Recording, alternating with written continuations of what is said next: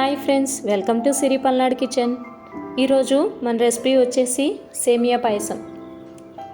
సేమియా పాయసం చల్లారిన తర్వాత కూడా చిక్కబడకుండా ఏ విధంగా తయారు చేయాలో ఈరోజు చూద్దాం. మరి వీడియోలోకి వెళ్దామా? ముందుగా ఒక బౌల్ తీసుకొని దాంట్లో మనం ఏ కప్పుతో అయితే సేమియా తీసుకోవాలనుకుంటున్నామో ఆ కప్పుతోనే 3 కప్స్ వాటర్ తీసుకోవాలి. అదేవిధంగా 2 కప్స్ పాలు తీసుకోవాలి. ఇక్కడ నేను మొత్తం పాలు నీళ్ళు కలిపి 5 కప్స్ తీసుకున్నాను. ఇప్పుడు వీటిని స్టవ్ మీద పెట్టి పాలు పొంగొచ్చేంత వరకు మరిగించుకోవాలి. ఈలోపు వేరొక స్టవ్ మీద ప్యాన్ పెట్టుకొని ప్యాన్ హీట్ అయ్యాక దానిలో 1 స్పూన్ నెయ్యి వేసుకోవాలి. నెయ్యి వేడైన తర్వాత దానిలో మనకి అవైలబుల్గా ఉన్న ఏ డ్రై ఫ్రూట్స్ అయినా తీసుకోవచ్చు. నేను ఇక్కడ ఓన్లీ జీడిపప్పు మాత్రమే తీసుకున్నాను.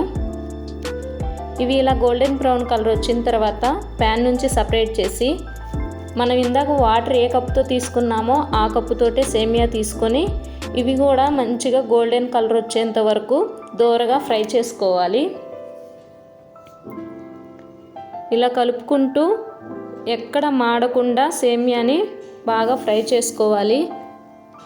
చూసారా, ఈ విధంగా ఫ్రై చేసుకున్న తర్వాత స్టవ్ ఆఫ్ చేసి వేరొక ప్లేట్లోనికి తీసుకోవాలి.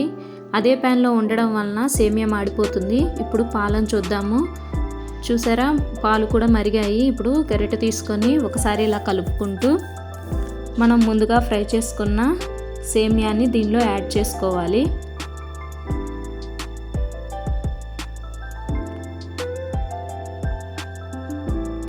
ఇలా సేమియా యాడ్ చేసుకున్న తర్వాత మరొకసారి మొత్తం కలుపుకుంటూ సేమియాని పాలల్లో బాగా ఉడికించుకోవాలి.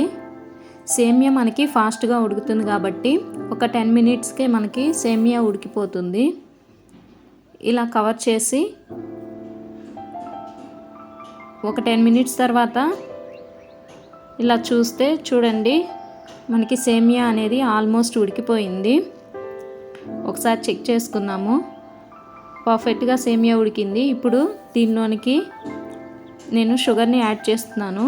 నేను తీసుకున్న 1 కప్ సేమియాకి 1/2 కప్ షుగర్ యాడ్ చేస్తున్నాను. షుగర్ అనేది మన తీపిని బట్టి అడ్జస్ట్ చేసుకోవచ్చు. ఇప్పుడు మొత్తం ఇలా కలుపుకుంటూ షుగర్ మెల్ట్ అయ్యేంత వరకు కలుపుకోవాలి. ఇలా షుగర్ మెల్ట్ అయిన తర్వాత దీనిలోనికి కొంచెం యాలకుల పొడిని యాడ్ చేస్తున్నాను. ఇప్పుడు ఇలా ఒకసారి కలుపుకున్న తర్వాత దీనిలోనికి ముందుగా మనం వేయించి పెట్టుకున్న జీడిపప్పుని యాడ్ చేసుకొని మరొకసారి కలుపుకోవడమే. ఇప్పుడు మనకి పాయసం అనేది పల్చగా కనపడుతుంది కదండి. చల్లారిన తర్వాత అది కరెక్ట్ కన్సిస్టెన్సీకి వస్తుంది. చూడండి, 1 అవర్ తర్వాత నేను మీకు పాయసం చూపిస్తున్నాను. మనకి పాయసం అనేది కరెక్ట్ కన్సిస్టెన్సీకి వచ్చింది.